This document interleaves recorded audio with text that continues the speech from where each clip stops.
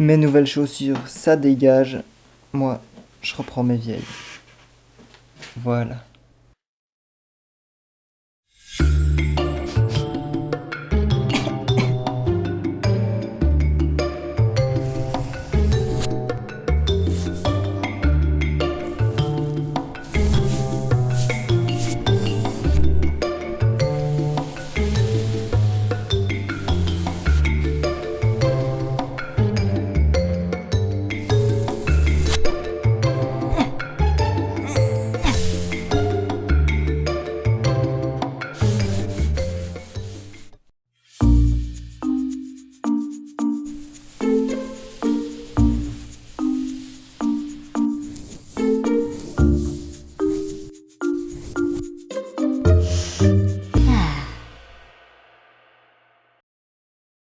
Bon, c'est vrai, ça faisait un moment que je n'avais plus fait de vidéo.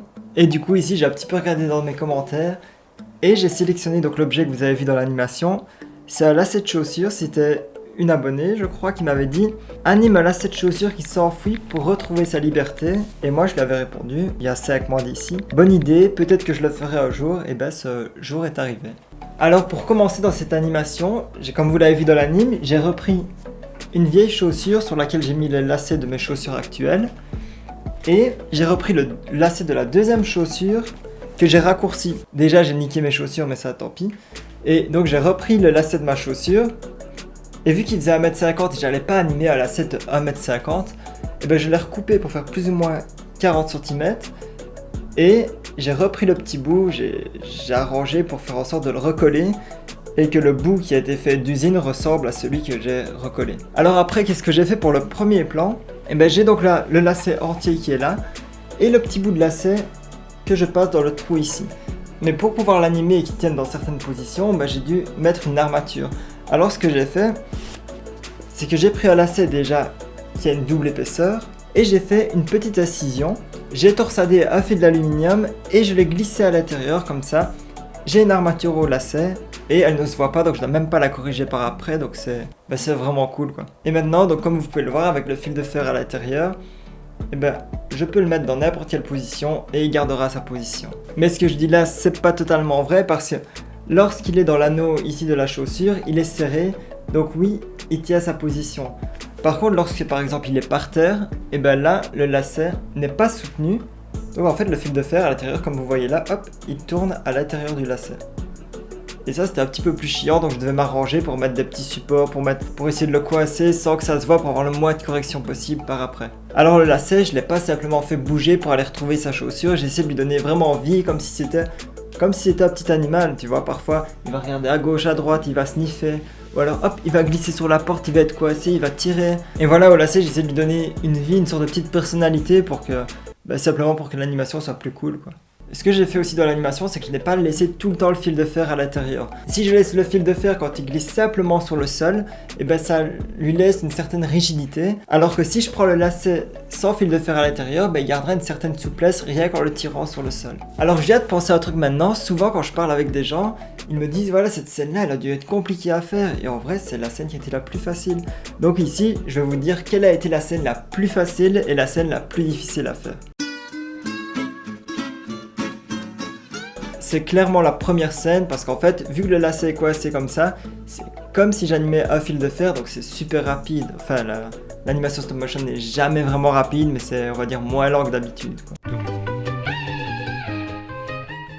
Alors, il n'y a pas vraiment eu de scène super dure, mais il y a eu des scènes plus longues, qui étaient vachement plus longues. C'est par exemple quand le lacet serpente sur le sol, et là en fait, chaque fois que je le retirais un peu pour avancer, je devais retracer la courbe et la mettre chaque fois dans la même position. Donc là, c'était un petit peu long. Mais je pense que vraiment la plus longue, c'est celle quand il s'enfile sur la chaussure, parce que chaque fois, il doit passer un peu dans une boucle et je dois tirer. Mais une fois qu'il est déjà pas mal enfilé, je dois à chaque fois tirer un petit peu à chaque boucle sans faire bouger la chaussure. Je dois me lever, aller à la chaussure, revenir derrière l'appareil. Et ouais, du coup, ça prend pas mal de temps quand même. Alors une fois que mon animation est terminée, là je passe aux retouches. Et encore une fois, sur cette animation-ci, il n'y a pas trop de retouches à faire, parce qu'il y a quelques supports, par exemple quand le lacet saute ici et qu'il est en l'air. Il y a quelques autres corrections quand le lacet, je dois mettre un peu de pâte à fixe ou quoi que ce soit pour le tenir. Mais en gros, il n'y en a pas trop.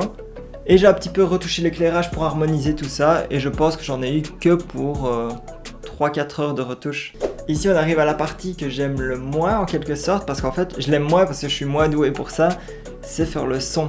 Alors j'ai pris des musiques libres de droit dans la bibliothèque musique YouTube. Que j'ai un petit peu mixé pour essayer de faire correspondre au bon moment de l'animation. Et pour les bruitages, j'ai tout fait moi-même. Et tout ça mis ensemble, quand je vois mon animation, je suis content du résultat. Et ce côté amateur, je pense pas qu'il se voit. On se dit pas, ah ouais, le mec il est en training à 4 pattes dans sa cave, avec une lampe low cost d'Amazon, une ampoule connectée achetée au Black Friday, et son appareil photo déposé sur le sol, tu vois. Donc peu importe le matériel, pour moi, si le résultat est chouette, c'est tout ce qui compte. Voilà, je pense que j'ai dit tout ce que j'avais à dire. Donc maintenant, je vous laisse sur un timelapse de moi pendant toute la durée de l'animation, et vous allez pouvoir voir toutes les superpositions confortables. Un petit mot pendant le timelapse, si vous voulez me soutenir, vous pouvez vous abonner et activer la cloche. Et si vous voulez encore plus me soutenir, vous pouvez regarder une petite pub sur Utip, le lien est dans la description. Et moi ça me permet de gagner un petit peu d'argent.